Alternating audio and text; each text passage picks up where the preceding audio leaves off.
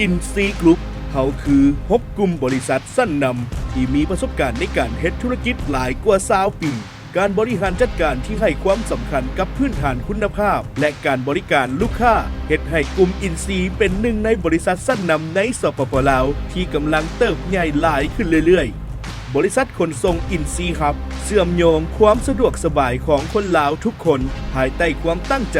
ในการดูแลเบิ่งแยงชีวิตของทานให้ง่ายขึ้นและสะดวกสบายหลายยิ่งขึ้น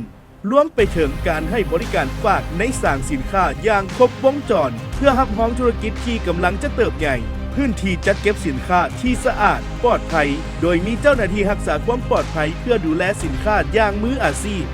ด้วยระบบขนส่งสินค้าที่มีประสิทธิภาพควบคุมครบทุกความต้องการเน้นการบริการที่ดีใส่ใจและให้ทานไว้วางใจในทุกๆการขนส่ง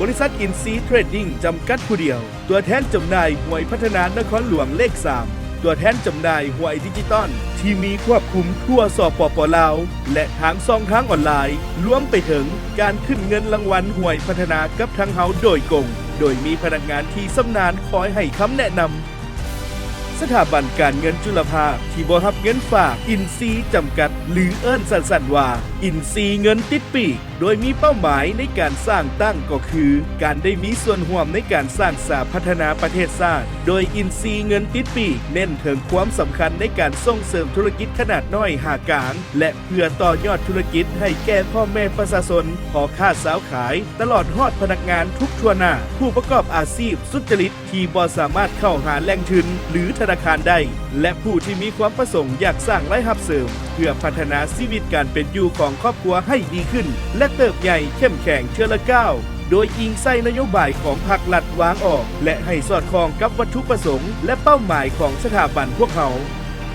บริษัทอินซีประกันชีวิตของเฮาแม่นบริษัทที่ควบคุมทุกเรื่องของประกันภัยชีวิตเพื่อให้ทานมั่นใจว่าเฮาสามารถเบิ่งแย้งทานได้ในทุกปัญหาชีวิตบริษัทได้มีหลากหลายทางเลือกเหมาะสมกับทุกๆทานที่จะมาใช้บริการเพื่อเป็นการเก็บเงินท่อนไว้ให้ลูกหลานสะสมเงินอย่างเป็นระบบเพื่ออนาคตที่แน่นอนเพื่อบ่เป็นภาระไว้ให้ลูกหลานในเมื่อยามนั้นมาถึงและท่อนเงินไว้ใช้ในวัยอายุเกษียณ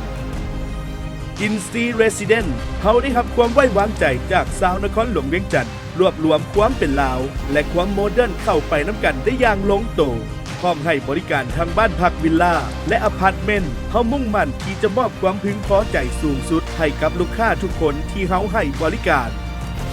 อินซีมาห้างสะดวกซื้อบริการการขายเครื่องใช้ครัวเรือนทุกประเภทสามารถตอบสนองความต้องการของท่านได้สินค้าครบวงจรในทีเดียวอินซีฮับเชื่อว่าทุกปัญหามีทางออกเสมอเฮาเบิ่งเห็นโอกาสที่จะช่วยเบิ่งแยงและรับใช้ทานในขณะที่ทานต้องการทางเลือกที่ดีกว่าเฮาตั้งใจที่จะมีส่วนร่วมในการเฮ็ดให้ชีวิตของทานดีขึ้นง่ายขึ้นและสะดวกสบายหลายยิ่งขึ้น